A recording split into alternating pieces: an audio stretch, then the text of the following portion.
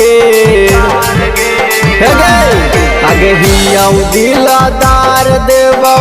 16 हो सिंगार गे बना ले छौड़ी चौहान जी के अपना भतार गे बना ले छौड़ी चौहान जी के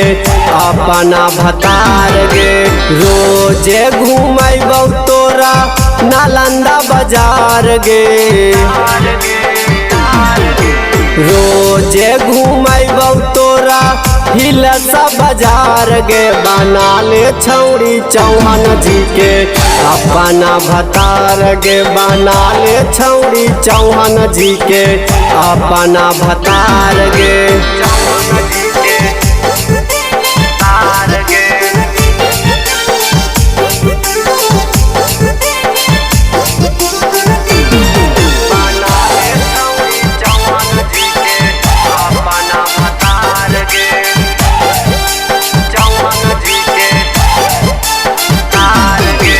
बर्गर पिज्जा तोरा खिलाइबौ औरो खिलाइबौ चाट गे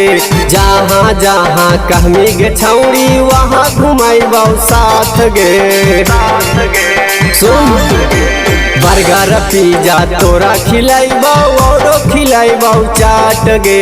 जहाँ जहाँ कहमी गे छौड़ी वहाँ घुमाइबौ साथ गे आगे पूरा हो जैतौ तोरा कुले अरमान गे आगे पूरा हो जैतौ तोरा कुले अरमान गे बना ले छौड़ी चौहान जी के अपना भतार गे बना ले छौड़ी चौहान जी के अपना भतार गे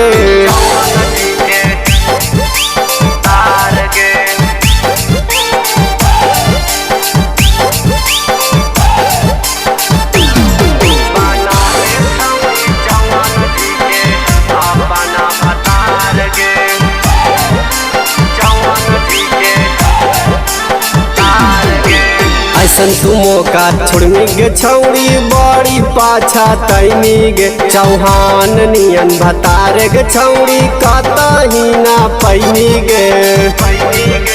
और सुन आगे ऐसन तू मौका छोड़मी गे छौड़ी बड़ी पाछा तैमी गे चौहान नियन भतार गे छौड़ी कतही ना पैनी गे